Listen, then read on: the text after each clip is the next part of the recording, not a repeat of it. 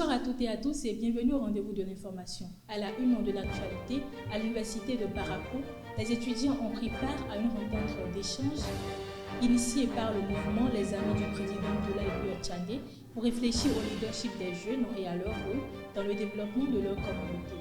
À l'international, les électeurs du Congo-Brazzaville se sont rendus aux urnes pour l'élection présidentielle dans un climat marqué par la coupure du réseau téléphonique et d'Internet. Et en sport, en MLS en Est Pro, l'attaquant béninois Rodolfo Aloko continue de briller avec Crown Legacy FC en signant un but et une passe décisive lors de la victoire de son équipe face à la réserve de Inter Miami CF2. Restez avec moi pour la suite.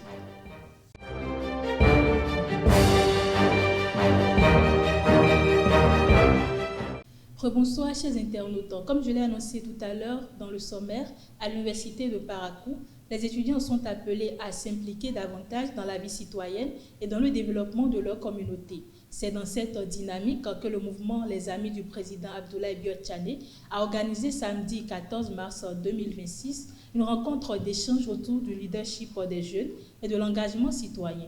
Entre discours et partage de préoccupations, les étudiants ont saisi l'occasion pour réfléchir à leur rôle dans la société. Reportage avec Elvi Kongbeto.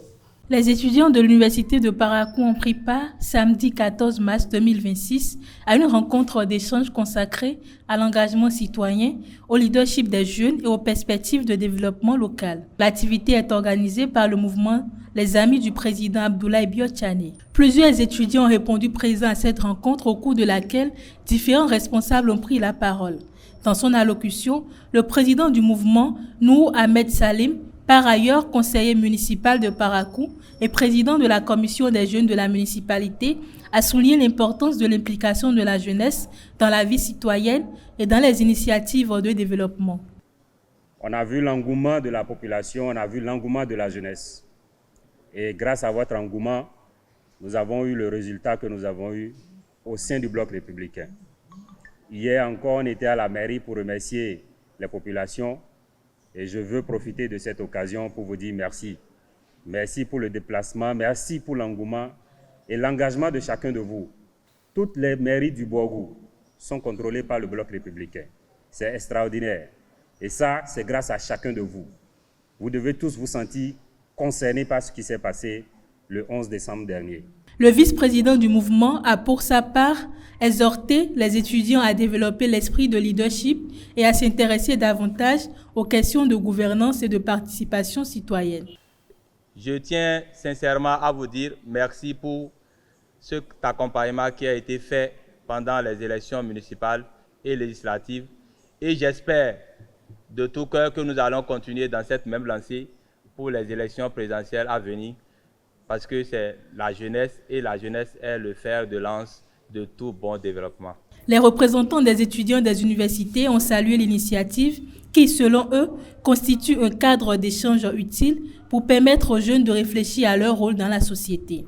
Les représentants ont également encouragé les étudiants à allier formation académique et engagement communautaire. Notre génération doit comprendre que l'avenir de notre pays repose en grande partie sur l'engagement de sa jeunesse. Lorsque les jeunes s'impliquent avec responsabilité, ils deviennent une véritable force capable de transformer positivement leur communauté. C'est pourquoi nous devons croire en notre potentiel, cultiver le leadership et nous engager davantage dans les initiatives qui contribuent au progrès et au développement de notre nation. Nous ne sommes pas seulement des spectateurs de la vie publique, nous en sommes les futurs cadres, ingénieurs et décideurs. Merci de donner une voix aux étudiants et de permettre de sortir du cadre strictement académique pour toucher aux réalités de la gestion et de notre cité. Nous saluons cette démarche qui consiste à venir vers la jeunesse pour écouter ses aspirations, ses doutes et ses propositions. Après les différentes interventions, les étudiants présents ont exprimé leurs préoccupations et partagé leurs attentes sur plusieurs sujets liés à leur formation et à leur avenir. Cette rencontre se veut ainsi un espace de dialogue entre les jeunes universitaires et les acteurs engagés dans la promotion de la citoyenneté et du développement local. Les étudiants de la 8e circonscription électorale ont participé samedi dernier à une rencontre citoyenne consacrée à la sensibilisation sur l'importance du vote. L'initiative, portée par Bilal Yacoubou, vise à susciter un plus grand engagement de la jeunesse estudiantine dans la vie démocratique. Au cours de cette séance d'échange, les participants ont été sensibilisés au rôle déterminant du vote dans le fonctionnement de la démocratie. Cette démarche entend amener les étudiants à prendre conscience de leurs responsabilités citoyennes et à s'impliquer davantage dans les processus électoraux. Le renouveau charismatique catholique du diocèse de Cotonou s'engage dans la lutte contre les pénuries de sang au Bénin. À l'occasion d'un pèlerinage marial organisé à Lada du 13 au 15 mars 2026, le mouvement a initié une opération de collecte de sang en collaboration avec l'Office provincial du don de sang des religieux camiliens de la province du Bénin. Cette initiative vise à contribuer à la sauvegarde des vies humaines face aux décès liés au manque de sang dans les hôpitaux. Pour ce premier essai, plus de 150 pèlerins se sont portés volontaires pour donner leur sang. L'Agence nationale de la transfusion sanguine ainsi que l'Association pour le don de sang bénévole du département de l'Atlantique ont salué ce geste de solidarité qui permettra de sauver de nombreux malades. Les organisateurs entendent désormais intégrer des collectes de sang à leurs différents rassemblements. Hors de nos frontières, les électeurs du Congo-Brazzaville se sont rendus aux urnes dimanche 15 mars pour l'élection présidentielle. Le scrutin s'est déroulé dans un contexte particulier, marqué par la coupure du réseau téléphonique et de l'Internet durant toute la journée. Le président sortant, Denis Sassou Nguesso, âgé de 82 ans, brigue un 5e mandat consécutif face à 6 autres candidats.